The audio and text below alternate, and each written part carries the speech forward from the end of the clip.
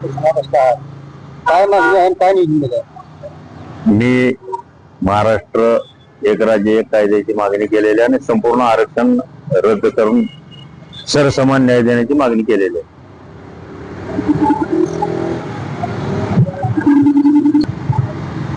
महाराष्ट्र राज्यामध्ये विविध जाती धर्माचे लोक राहतात. विविध केसेस, विविध सवलती या अनुषंगाने जे जाती जातीमध्ये तेढ निर्माण झाले आहे, ते तेढ कुठं तर थांबलं पाहिजे. याच्यासाठी संपूर्ण आरक्षण रद्द झालं पाहिजे, ही माझी पहिली मागणी आहे. दुसरी, स्वातंत्र्यानंतरच्या काळात जे गठबंधनची रचना केली त्या टायमाला जे आरक्षण ओबीसीचं दिलं गेलं, त्या टायमाला सरसकट बाकीच्या समाजाला दिले असते तर त्याचे लेकरबाळ सफलतेकडे गेले असते.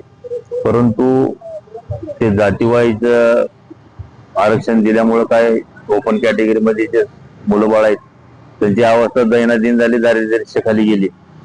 त्यामुळे आता सरसकट आरक्षण रद्द करून एक चांगला कायदा अस्तित्वात आणून सर्वसामान्य गरिबाच्या लेकराला न्याय देणं काळाची गरज आहे. मनोज रंगे पाटील आरक्षण द्या म्हणून उपोषण करत आहेत, आपण आरक्षण रद्द करा म्हणून उपोषण करत, नेमका हेतू काय तुमचा? नाही, हे बघा, ज्या टायमाला ओबीसीचं गठबंधन 1989 ला बनवलं गेलं त्या टायमाला ते आरक्षण दिलं असतं तर ते आज सफलताकडे गेले असते.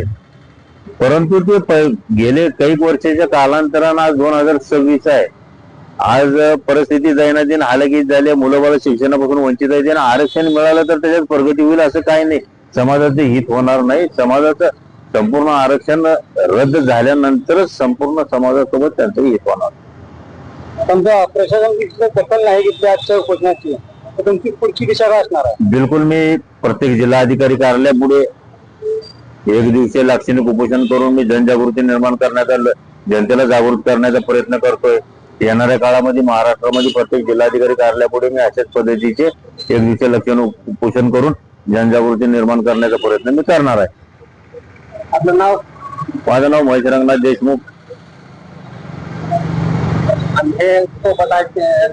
आपलं नाव? तुमचं नाव सांगा. नाव सांगा तुमचं? शेखरराव श्रीमंत दवे, पाठीमधील. होय. आता आपल्यासोबत आपलं नाव? मी अंबादास बाळासाहेब वराडे, सामाजिक कार्यकर्ता आहे. मी कोल्हापूरला राहतो.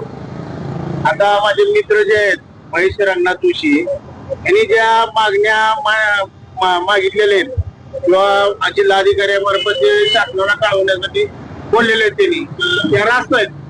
कारण का आरक्षण मिळून काय उपयोग नाही, पण आरक्षण संपल्यानंतर ही समानता येणार आहे, ते आरक्षण आल्यानंतर समानता येणार नाही. त्याच्यामुळे ह्यांच्या मागणीला माझा पाठिंबा आहे.